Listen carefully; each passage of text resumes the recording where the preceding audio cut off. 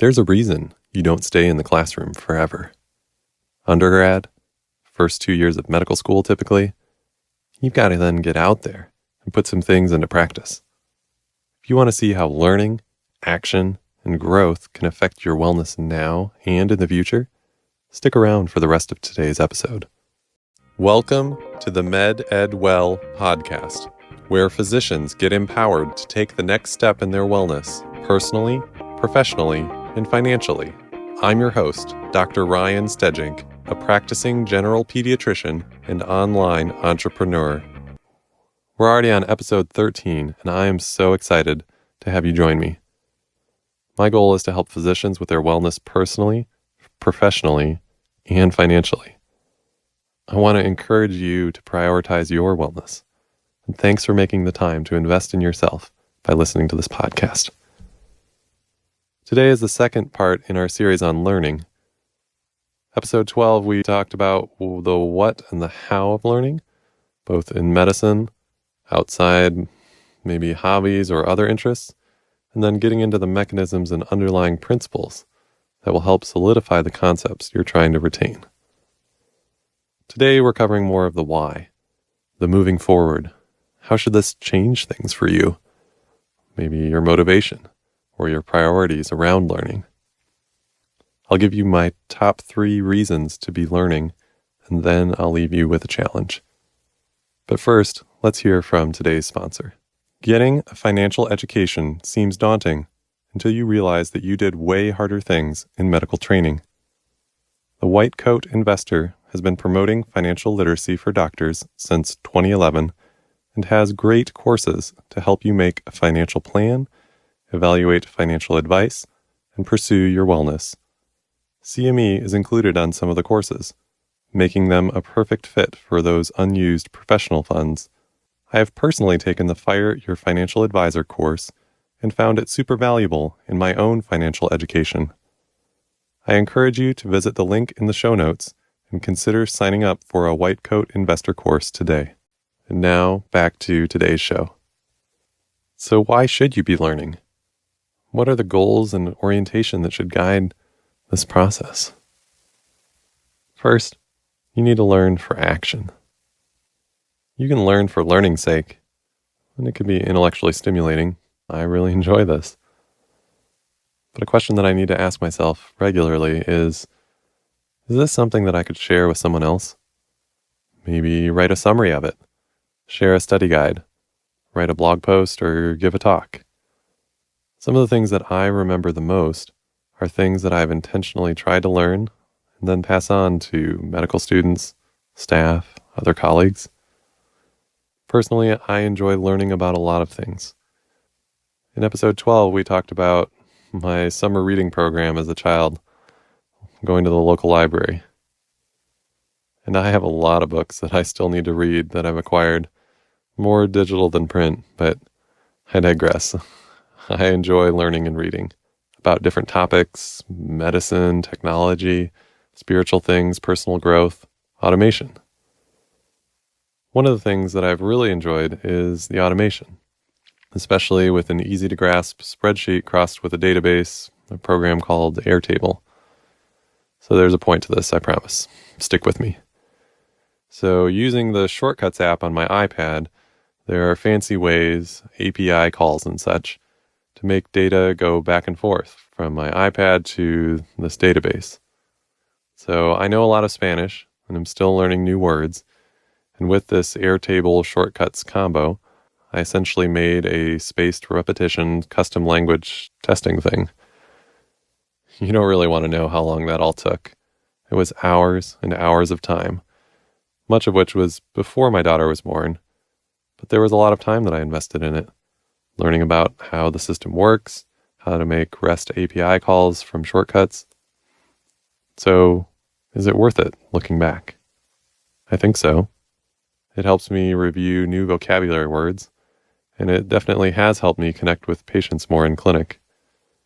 But it probably needed some more guardrails. These are things that I learned in my medical record optimization training.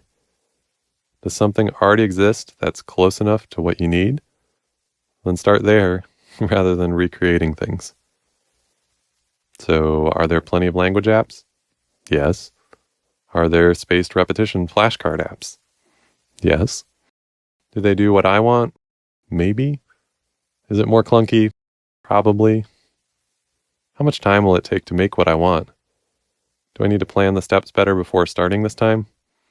Does my timeline need to be longer? Even if you say, yes, I want to do this, I want to share a cautionary piece of feedback I received from my wife, which was really wise. She asked, how does this particular thing help or affect our family? In other words, is it more internally focused, or something that helps others or helps me serve others around me? Sure, I can do some of these things, but the timeline may be much longer if it's just for me. Learning about things can be helpful at one level, but to make it more worthwhile for yourself and others, there needs to be action. So this can also be applied in medicine, how you learn about different things and put them into practice, which leads right into the next aspect of orienting yourself towards learning. Learn for your own growth. In medicine, there's proactive learning, staying on top of the new literature or studying for boards. There is also reactive learning, to help you with what your patients need from you. Both are important, but take time to consider how the new things you read might inform or affect your practice, how you approach a particular chief complaint, how you ask your questions, how you do a procedure. You do continuing medical education eligible lectures. You go to conferences, read journal articles, because you know that if you stay where you are, you'll be left behind. There's so much new information coming out, whether new asthma guidelines for pediatrics, the latest data around a particular minimally invasive surgical procedure, that it's really easy to get behind if you don't make a plan for regular engagement with this material. Personally, I see this in my own life. When this episode releases, I'm coming up on my 6th wedding anniversary. I love my wife, and I've learned a lot about her since we got married. Things she appreciates, things that drive her nuts, the type of movies she likes. If I were to experience life with her over these last 6 years and do nothing differently, I would be in big trouble. Now, I still have lots to learn about my wife and lots of areas in which to grow, but by learning about her, what she likes and doesn't like, how I can serve her and help her out around the house, I know how to love her better. I've become a different person. I've grown. So first, learn for action. Learn to do something with it. Number 2, learn to grow. Don't stay stagnant. And number 3, learn for the future. Learn for the future. This means consider the end, where you want to end up. How do you want to be able to look back and say, yes, I was able to accomplish that because of what I learned. I've had the opportunity to reflect on legacy and priorities a lot in the last month or so, having attended 2 funerals. My friend was a physical therapist who had his own practice and loved people well. He learned his craft well, he learned about being a good entrepreneur, and he learned about people. And to hear people speak at his funeral, he really left a legacy. My grandmother was a huge part of my family, and she too left a legacy. Not only in my family, but in the lives of other seniors she visited, singing in choir, starting a school for girls in French West Africa in the 1950s, and teaching right out of high school in rural Canada during World War II. She learned things and applied them, she grew, and she learned for the future, leaving a mark on so many different people. She also learned for the future by learning typing skills as a young woman, ultimately being able to use that to learn how to use a computer after age 70, which she then used to communicate with friends around the world via email and especially her grandkids. I was very blessed to have her as one of my grandmothers. So where does this all leave you today? Reflect and think about where your learning is right now.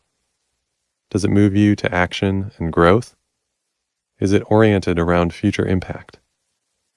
Think of the lives you would affect in your own practice by even taking small steps towards this shift in your mindset.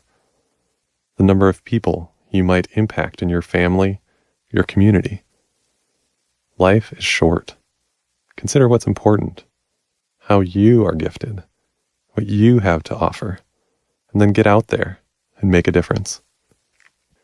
You might be amazed at how this helps you take steps forward in your personal and professional wellness. Thank you so much for joining me here on another episode of the MedEdWell Podcast. If you found this helpful, please leave a review and share with a friend or another physician you know. If your next step in learning is to learn more about wellness and finances, check out one of the White Coat Investor courses at the link in the show notes. Thank you for your support in tuning in to another episode of the MedEdWell Podcast. Please come back and join for the next episode, and have a great day. And now for our important disclaimer. Dr. Ryan Stegink is a practicing general pediatrician, but the MedEdWell Podcast does not reflect the views, opinions, or belief of his employer nor his affiliated university. Additionally, the MedEdWell Podcast is for educational and entertainment purposes only and should not be considered advice regarding financial, legal, student loan, medical, or any other specific topic. In such a case, you should seek consultation with a certified professional in that particular area. Again, thanks for joining us on the MedEdWell Podcast, and have a great day.